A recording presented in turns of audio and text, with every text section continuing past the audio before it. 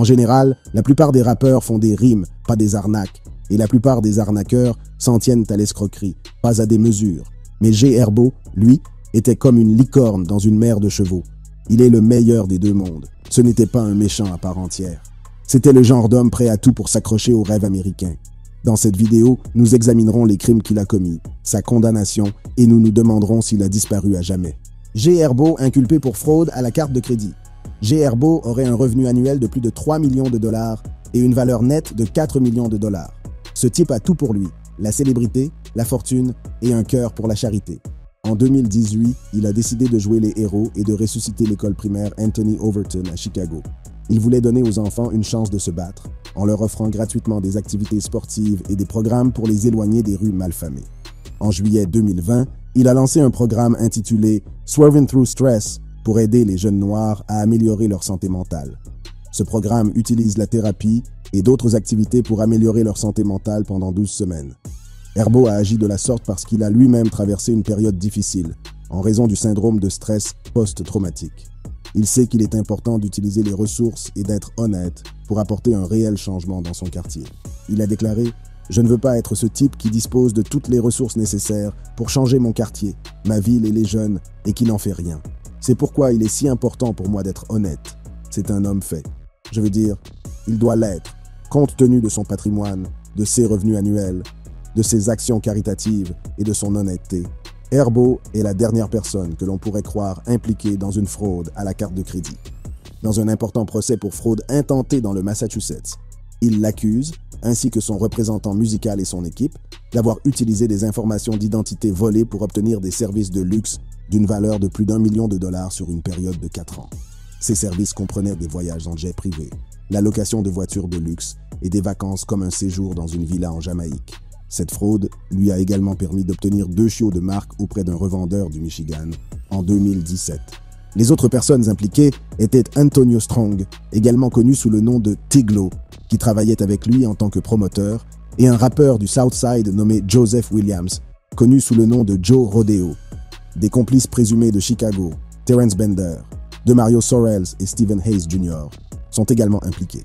L'acte d'accusation énumère un nombre impressionnant de 14 chefs d'inculpation, accusant ces personnes de fraude électronique et d'usurpation d'identité grave. Strong, le promoteur et manager de Herbo, est également accusé séparément de fraude électronique. Les chefs d'accusation les plus graves peuvent entraîner jusqu'à 20 ans de prison. Strong a été placé en détention fédérale à Chicago le 25 septembre 2020.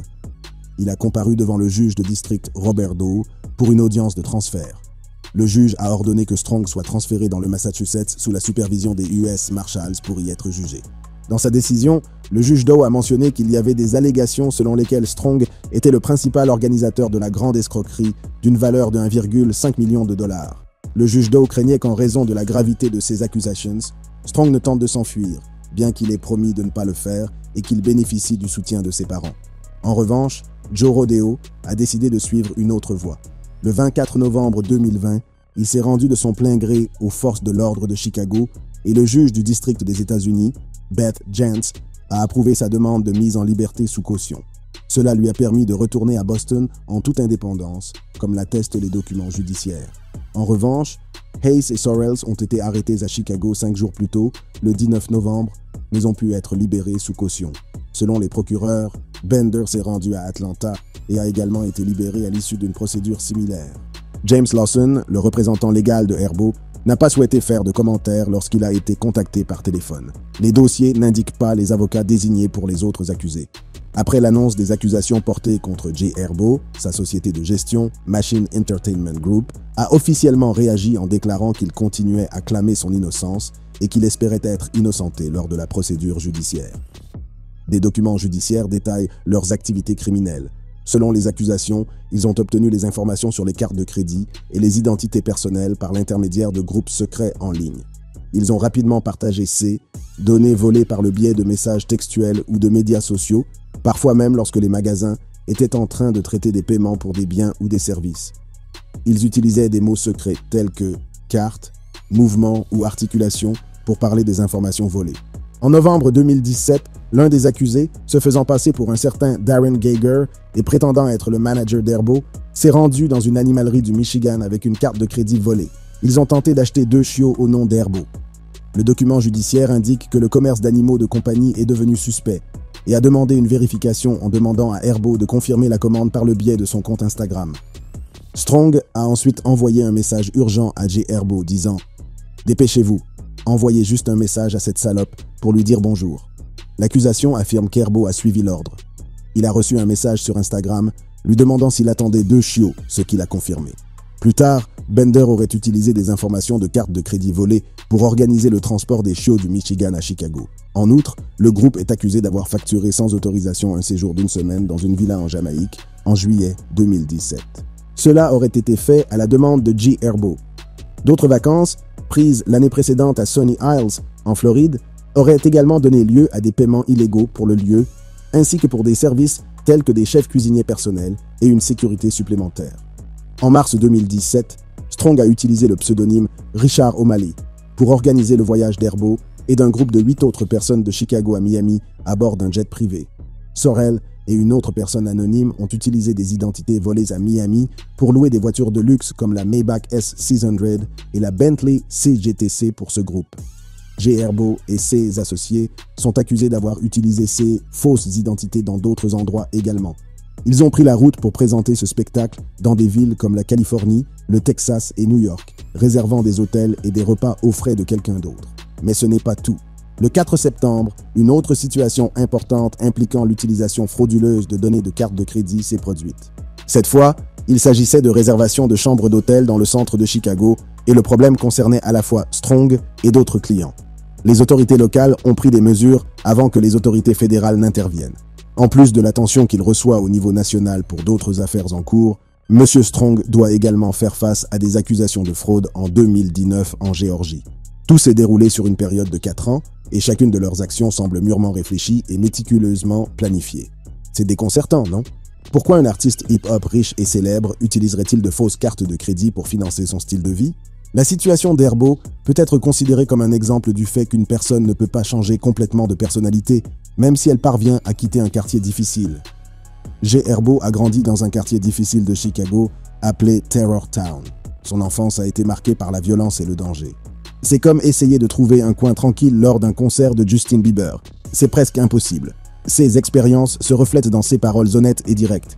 Il s'est fait l'écho de ses sentiments dans une interview où il a déclaré « Honnêtement, j'essaie juste de capitaliser et de construire d'autres personnes. Je crois fermement que la vie est ce que vous en faites. J'ai été fauché tellement de fois. J'étais censé être mort. J'étais censé être en prison. Mais je suis toujours là. » Dans cet entretien, il reconnaît la chance qu'il a eue de s'en sortir et d'avoir évité la mort ou la prison. Et il a raison. Je m'explique. Le quartier sud de Chicago, en particulier O Block, est souvent considéré comme l'un des endroits les plus dangereux de la ville. Mais le quartier de Herbo est tout aussi meurtrier. J. Herbo a grandi dans une communauté où la vie des gens était toujours en danger. Même les jeunes enfants n'étaient pas à l'abri de la violence armée.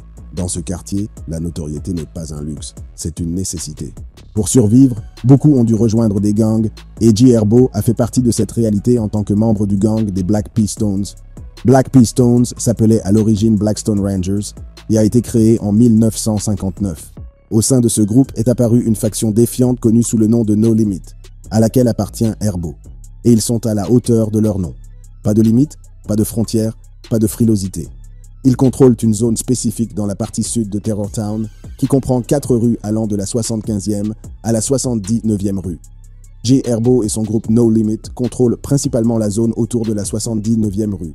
Cependant, leurs rivaux, collectivement appelés Black Mob, ont autorité sur des zones situées plus au nord, plus précisément entre la 74e et la 75e rue.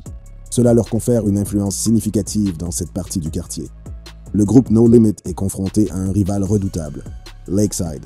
Ces deux gangs ont élu domicile dans le quartier sud de Terror Town et leurs territoires se chevauchent, ce qui entraîne de fréquents conflits. A.A. Herbo et ses collègues de No Limit sont affiliés au gang Black P-Stone. Pendant ce temps, à Lakeside, c'est un autre jeu, avec des liens avec les gangsters disciples ou les Vice Lords. Les membres du gang de Lakeside utilisent le pseudonyme Cutthroat, ou se font simplement appeler KTS, ce qui, dans leur monde, signifie « Kill to Survive », tuer pour survivre.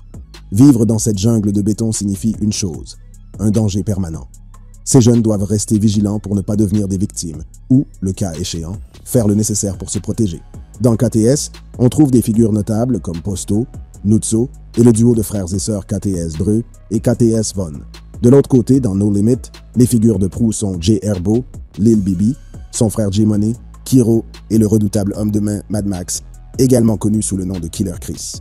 C'est là que le bad blesse. Les Muskegon Boys, qui sont liés au groupe No Limit, ont pénétré sur le territoire de Lakeside.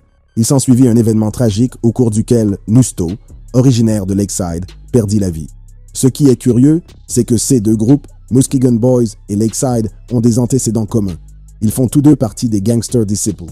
Mais en dépit de leurs racines communes, ils éprouvent une forte aversion l'un pour l'autre. Ils s'appelaient autrefois Muskegon Boy Gangsters et contrôlaient la 78e rue sur l'avenue Muskegon. Ils sont passés du statut de copains à celui d'ennemis acharnés. Et pour rendre les choses encore plus intéressantes, ils ont uni leurs forces à celles de l'équipe No Limit, qui n'avait jusqu'alors aucun lien avec eux. Vous vous demandez peut-être ce que signifie NLMB. Eh bien, il ne s'agit pas seulement de lettres, mais d'un symbole. Il signifie No Limits Muskegon Boys. Oui, ils font une déclaration. Le gang NLMB fait face à des pertes. Herbo rend hommage. Si vous êtes un fan de Chicago Drill, vous connaissez probablement déjà NLMB. Des affiliés comme J Herbo et Lil Bibi les mentionnent fréquemment dans leurs chansons. Dans une chanson datant de 2012, ils avaient des paroles comme « Yeah, it's no limit, 30 years running, 30 years gunning, and we still the shit ». Lorsque J Herbo a eu des ennuis judiciaires, il a expliqué que NLMB signifiait « Never leave my brothers », niant ainsi sa réputation de gang de rue. Cependant, les gens de la rue savaient que cela signifiait « No Limit Muskegon Boys ». On murmure même dans certains endroits que les hommes qui ont monté l'escroquerie à la carte de crédit avec J Herbo pourraient y faire partie de ce groupe. En juin 2008, les Muskegon Boys auraient déclenché un grave conflit entre gangs dans le quartier East Side de Chicago. Ce conflit a débuté lorsque Larry Pickens, également connu sous le nom de Nutso et membre de Lakeside, a été tragiquement tué. Cette situation a entraîné un cycle de violence entre la NLMB et Lakeside qui a fait d'autres victimes. Mais le premier membre de la NLMB tué à cette époque ne l'a pas été par Lakeside, mais par un autre gang rival avec lequel ils étaient en conflit. Black Mob et NLMB avaient l'habitude de s'entendre, mais leur conflit a commencé à cause d'une dispute territoriale. Un membre de No Limit, Vito, aurait vendu de la drogue dans une zone appartenant à Black Mob. Dans le monde de la guerre des gangs, vendre sur le territoire d'un autre gang est une offense majeure, un signe d'irrespect, et revient à provoquer ses ennemis. En conséquence, Vito a été attaqué par les membres du Black Mob dans ce quartier. Ils l'ont battu parce qu'ils n'avaient pas payé leurs taxes ou fait preuve de respect. Vito n'est pas un tendre, il n'est pas prêt à se laisser faire sans riposter. Mais lorsqu'il s'agit de se venger d'un gang rival, il y a une règle d'or. On ne peut pas se permettre de rater sa cible. Il n'y a pas de seconde chance et l'erreur n'est pas permise. Malheureusement, Vito a dû apprendre cette leçon à ses dépens. Il aurait non seulement tenté d'abattre un membre du gang Black Mob, mais il l'aurait fait devant les membres de la famille et les associés de la cible. Et pour ne rien arranger, Vito a raté son coup. Certains membres importants du gang sont intervenus pour tenter de résoudre la situation de manière pacifique, en évitant toute nouvelle violence. Mais la chaleur est loin d'être terminée. Le 27 avril 2009, Vito a été confronté à quelques rues de son domicile. Il aurait été abattu de 5 balles devant une foule nombreuse et son décès a été constaté vers 2h18 du matin. La mort de Vito a déclenché une guerre entre No Limit et Black Mob, car il était l'un des membres les plus appréciés de NLMB. Même J Herbo lui a rendu hommage dans des chansons comme Computer Freestyle. Après la mort de Vito, J Herbo et d'autres membres de la NLMB ont commencé à se désigner sous les noms de BMK, Black Mob Killer, et GDK, Gangster Disciples Killer. J Herbo et ses amis ont souvent été vus sur des photos en train de faire un signe de la main associé à leur groupe, connu sous le nom de signe GDK. Mais le NLMB s'est fait des ennemis dans toute la redoutable ville de la terreur. Ils étaient en conflit avec les Black Pistons et les Gangster Disciples. En conséquence, les membres de No Limit ont commencé à se faire appeler EBK, ce qui signifie Everybody Killers, tueurs de tout le monde. Mais Vito ne sera pas la dernière victime de ce conflit sans fin. Le 2 juillet 2009, Prince Chico, un ami d'enfance et membre de la NLMB, a été victime d'un coup de feu mortel près de la 79e rue et de l'avenue Yates. L'année suivante, la NLMB a connu une nouvelle période de tristesse. Cette fois, ils ont perdu l'un de leurs membres bien-aimés, Faison Robinson, 19 ans, plus connu sous le nom de Fazo. Le 12 avril 2010, Fazo et ses amis jouaient au dé sur la 79e rue Est. La partie s'est envenimée et a donné lieu à un violent échange de coups de feu. Lorsque la police est arrivée, Fazo avait reçu une balle dans le dos et a été transporté d'urgence à l'hôpital South Shore. Malheureusement, il est décédé à 21h50. La mort de Fazo a été un coup dur pour la NLMB et J Herbo lui a rendu hommage en intitulant sa première mixtape de 2014 « Welcome to Fazoland ». Personne n'a été arrêté pour la mort de Fazo, mais des rumeurs ont circulé sur le fait qu'elle avait été perpétrée par le groupe Lakeside. Certains membres du NLMB ont même suggéré que Fazo avait peut-être été tué par un membre de sa famille, ce qui a ajouté au mystère. Fazo avait une réputation redoutable dans les rues en tant que membre éminent des Muskegon Boys. Cependant, la violence dans la région s'est poursuivie même après sa mort. Un an plus tard, un barbecue commémoratif a été organisé en l'honneur de Fazo à l'angle de la 79e rue et de l'avenue Escanaba. Mais l'événement s'est transformé en scène de crime lorsqu'une voiture s'est arrêtée et qu'un individu à l'intérieur a ouvert le feu. Plusieurs personnes, dont 4 adultes et un garçon de 10 ans, ont été touchées mais ont survécu. Cet incident a marqué une escalade dans le conflit en cours, le rendant encore plus meurtrier. Les représailles ont fait leur apparition, les membres du NLMB étant accusés d'avoir tué 2 membres du Black Mob Group dans les mois qui ont suivi. Hakeem Graham, 20 ans, a été victime de plusieurs coups de feu le 6 juin 2011. Ravon Martin, 18 ans, a connu un sort horrible près d'un arrêt de bus le 1er novembre 2011 lors d'une fusillade de type exécution. La violence ne semble pas vouloir s'arrêter et, le 19 février 2012, l'un des incidents les plus meurtriers s'est produit sur le territoire de la NLMB. Vers 19h, des membres d'un groupe rival, Lakeside, ont traversé le territoire de No Limit à la recherche de leurs adversaires. Ils ont repéré un grand groupe de membres de No Limit devant un magasin d'alcool sur la 79e rue Est. L'un des occupants de la voiture a ouvert le feu à l'aveuglette, blessant 5 personnes. Gregory Glinsey, 53 ans, également connu sous le nom d'Alamo, et Jamal Harris, 19 ans, alias Rock, figurent parmi les victimes. La mort de Rock a inscrit son nom dans le territoire de NLMB, désormais connu sous le nom de Rock Block. C'est pourquoi J Herbo appelle son quartier Rock Block et le mentionne dans ses chansons.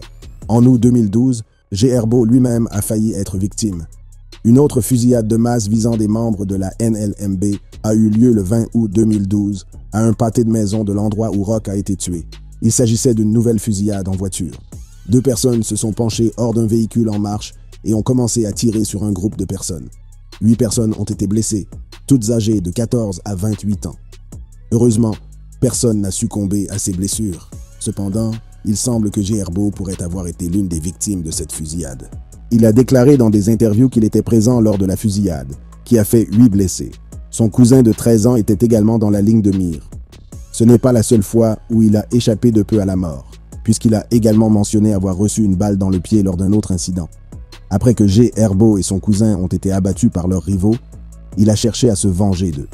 La détermination d'Herbo à se venger était si intense qu'il a ouvertement fait part de ses intentions au public. J Herbo a d'abord tweeté sur la recherche de la personne qui lui a tiré dessus. Il a ensuite posté un autre tweet indiquant qu'il venait de parler à son propre groupe pour prendre des mesures qui feraient les gros titres. Dans l'un des tweets, il a indiqué que sa tante l'avait informé que 3 personnes avaient été tuées dans un quartier associé à son gang. Et moins d'1 heure plus tard, il a révélé que ses associés étaient toujours dans les rues, prêts à commettre des actes violents pour lui. Malgré les menaces de J Herbo sur Twitter, les habitants du quartier de Lakeside n'ont pas été découragés. En fait, ils sont devenus encore plus effrontés. KTS Drew et KTS Von ont lancé un vlog sur YouTube dans lequel ils se moquent de J Herbo et de son équipe sur le territoire de No Limit.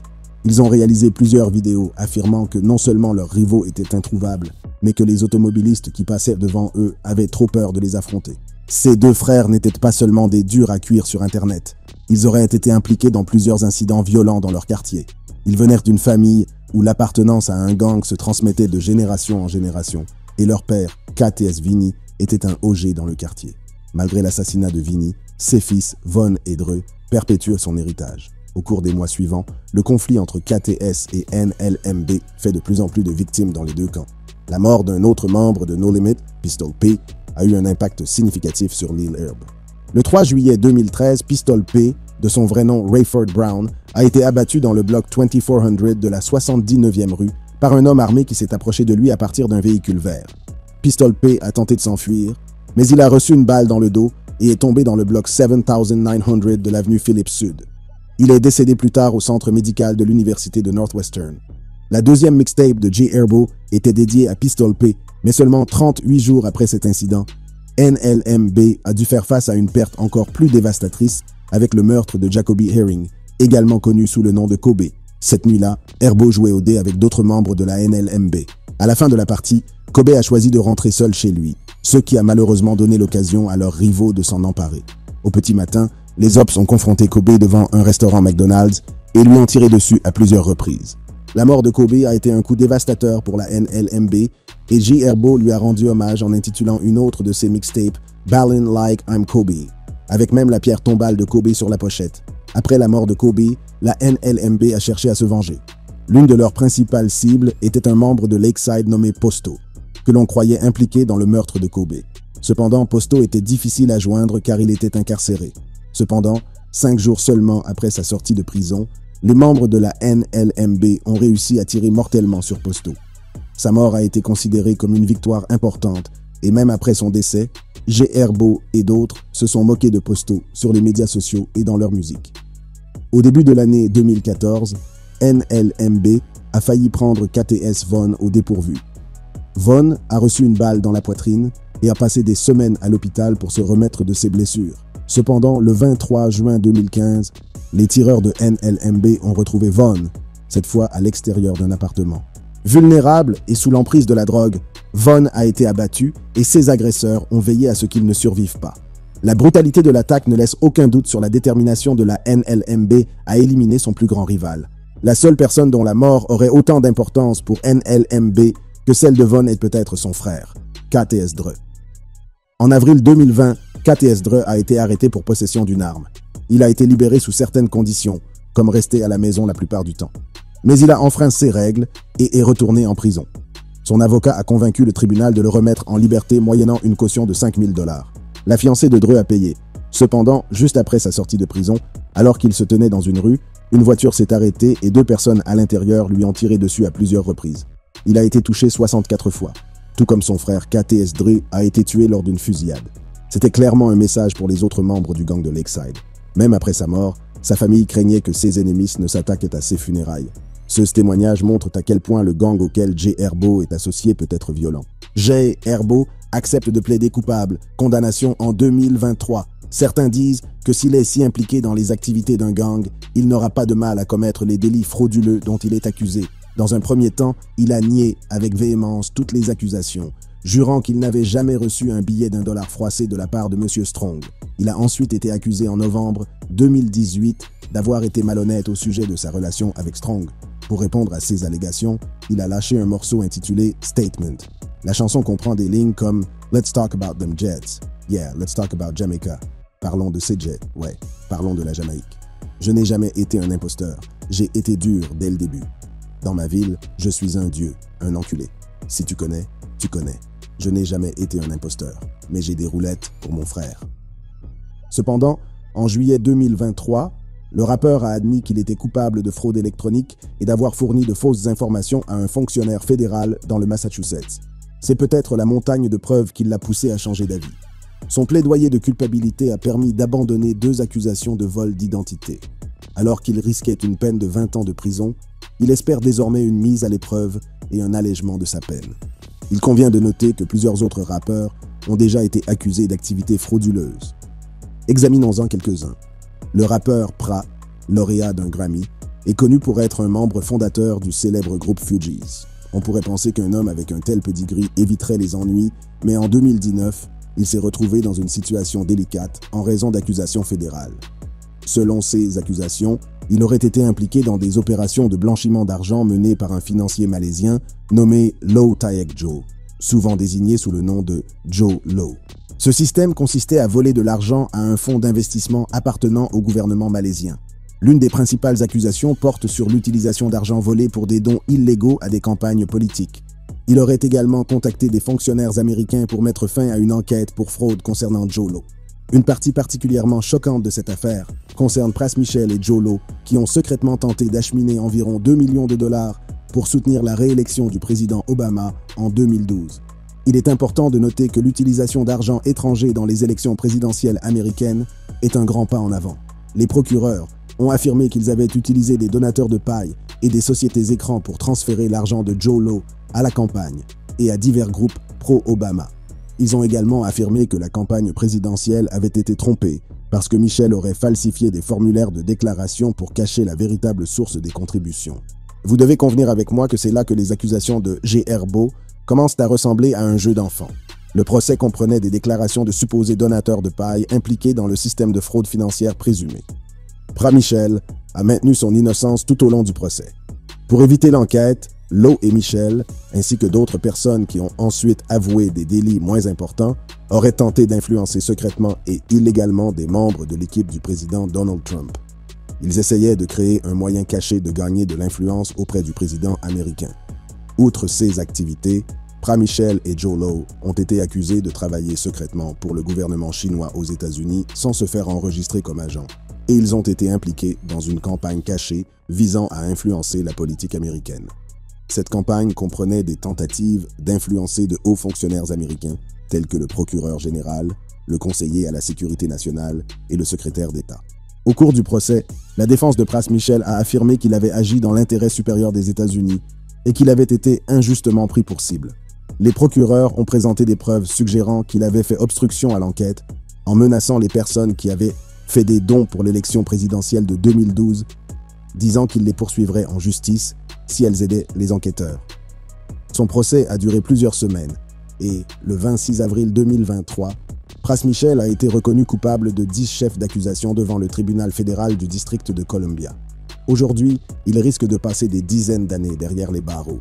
En juillet 2022, le rappeur Fontrell Antonio Baines, connu sous le nom de Nuke Bizzle, a accepté de plaider coupable à des accusations fédérales liées à la fraude aux allocations de chômage pandémique.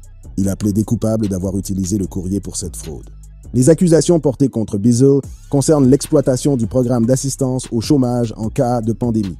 Ce programme a été conçu pour lancer une bouée de sauvetage financière à ceux qui n'auraient normalement pas droit aux allocations de chômage. Il s'agit des travailleurs indépendants et des entrepreneurs indépendants qui ont été durement touchés par la pandémie. Entre juillet et septembre 2020, notre homme, Nuke Bizzle, a décidé de jouer avec le système. Il a rempli des demandes pour ses avantages PUA, mais avec une particularité. Il a utilisé l'identité d'autres personnes. Ces crimes reflètent ceux d'Herbeau. Bizzle a manipulé le système pour obtenir des cartes de débit contenant de l'argent du chômage, qu'il récupérait dans des endroits où il pouvait entrer à Koreatown et à Beverly Hills. Maintenant, vous pourriez penser, ok, peut-être qu'il a été discret à ce sujet, mais non, pas notre Bizzle. Il a audacieusement avoué avoir déposé 92 fausses demandes de prestations PUA auprès du département californien du développement de l'emploi. Ce petit stratagème a entraîné une tentative de perte de plus d'1 million de dollars et des pertes réelles de plus de 700 000 dollars pour le bon vieux trésor américain et le département du développement de l'emploi. Bizzle ne s'est pas contenté de commettre le crime, il l'a exposé au monde entier. Dans une vidéo musicale sur YouTube intitulée EDD, il fait étalage de sa finesse frauduleuse. Dans la vidéo, il montre avec jubilation des enveloppes d'EDD, se vantant d'être devenu riche grâce à ses activités frauduleuses. Après avoir plaidé coupable, Bizzle a été condamné à 6 ans de prison fédérale pour fraude postale. Dans une autre affaire similaire, 11 personnes basées à Brooklyn ont été inculpées en février 2022. Ils sont accusés d'avoir conspiré en vue de commettre une fraude en utilisant les informations d'autres personnes et d'avoir commis un vol d'identité. Ces accusations découlent de leur implication présumée dans un plan visant à obtenir illégalement des millions de dollars d'allocations de chômage, dont certaines provenaient des programmes d'aide COVID-19. Cette activité illégale a eu lieu entre mars 2020 et octobre 2021. La plainte indique que les accusés ont utilisé des informations personnelles volées à plus de 800 victimes pour faire près de 1000 demandes d'allocation de chômage. 8 des accusés ont été arrêtés à New York, un dans le Delaware et un en Californie. Ces arrestations s'inscrivent dans le cadre d'une action coordonnée des services répressifs. Cette affaire ressemble le plus à celle impliquant Herbeau et son groupe en raison du nombre de personnes impliquées et de leur appartenance à un gang. Les accusés sont soupçonnés d'être des membres ou des associés du gang Wu, un gang de rue basé à Brooklyn. Au cours de leurs activités frauduleuses, ils ont réussi à obtenir environ 4,3 millions de dollars d'allocations de chômage, alors qu'ils avaient présenté des demandes pour un montant d'environ 20 millions de dollars. Cette grande différence montre l'ampleur de leurs opérations frauduleuses. En particulier, les accusés n'ont pas caché leurs richesses obtenues illégalement. Ils ont posté des photos sur des plateformes de médias sociaux qui les montraient en train d'exhiber leurs richesses, par exemple en posant avec des symboles de gang, à côté de voitures de luxe et en tenant de grandes quantités d'argent liquide. Un élément de preuve important est un clip musical intitulé « Trappin » qu'ils ont publié sur YouTube en mai 2021. Plusieurs des accusés apparaissent dans cette vidéo et les paroles de la chanson font allusion à leur système frauduleux avec des lignes telles que « Unemployment got us working a lot ». Le chômage nous fait travailler beaucoup. Ce qu'un homme fait, une femme peut certainement le faire mieux. C'est du moins le cas de Samira Marel, 42 ans, reine de l'escroquerie à Détroit. Elle a orchestré et joué un rôle majeur dans un système de fraude massive couvrant 6 États, dérobant 27 millions de dollars. Elle a utilisé plusieurs noms comme Samira Anderson, Crème, Samira Pickett et Lauren Boyd pour complexifier son jeu d'escroquerie.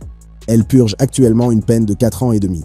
En plus de la peine de prison, elle doit rembourser près de 8 millions de dollars. Après sa libération, elle sera encore sous surveillance pendant 3 ans. Cette escroquerie s'est déroulée entre 2014 et récemment en 2022 dans plusieurs États, du Minnesota à la Géorgie, du Connecticut à l'Arizona et du Maryland au Colorado. La méthode de Samira n'était pas particulièrement unique. Elle a simplement soumis des documents frauduleux avec des numéros inventés plus de 122 fois, dupant les agences fiscales et empochant près de 14 millions de dollars, ainsi que 13 millions de dollars supplémentaires ailleurs. La sentence de G. Herbo est prévue pour le 7 novembre 2023. Selon les rumeurs, il risque jusqu'à 5 ans de prison. Si cette spéculation est vraie, il a de sérieux problèmes. Permettez-moi de préciser, son implication dans les activités des gangs et sa longue liste d'ennemis garantissent que son séjour en prison sera particulièrement difficile. Voyons quelques exemples de rappeurs populaires qui ont connu cette vie et ont été confrontés à des problèmes en prison. Un cas bien connu est celui de King Von. Le rappeur de Chicago a été tué en 2020, mais les médias en parlent encore. Récemment, une vidéo datant de 2016 et qui n'était pas censée être vue par le public a montré King Von et un ami en train de se battre violemment avec un autre détenu alors qu'ils étaient en prison. Les gardiens ont dû faire usage de gaz incapacitant pour mettre fin à la bagarre et, par la suite, King Von a eu une conversation avec un sergent de la prison. King Von semblait ne pas savoir pourquoi il avait été aspergé de gaz lacrymogène et s'inquiétait de ne pas avoir reçu de soins médicaux après avoir été exposé à ce produit chimique douloureux. Il a raconté comment il avait été aspergé de gaz incapacitant dans le couloir, puis dans le salon de coiffure. Il n'a pas reçu les soins médicaux dont il pensait avoir besoin, bien qu'il se soit entretenu avec un conseiller. Cette vidéo est l'un des nombreux enregistrements de prison récemment publiés dans lesquels figure King Von. Une autre vidéo bodycam a été divulguée, dans laquelle King Von parle à la police de sa sécurité en prison. Il a indiqué qu'il voulait déménager dans une partie plus sûre de la prison et être placé en détention préventive parce qu'il craignait pour sa sécurité en raison de son orientation sexuelle. Toutefois, ses amis et associés ont précisé qu'il avait demandé à être transféré en raison des règles de la prison et non de ses préférences personnelles. Ils ont reproché au blog d'avoir mal interprété la situation. Par ailleurs, une autre vidéo a été publiée, montrant King Von se battant avec un rival de Chicago alors qu'il était en prison. Dans cette vidéo, on peut voir Von se battre violemment avec un autre détenu dans une cellule et il a dû être maîtrisé par les adjoints du shérif.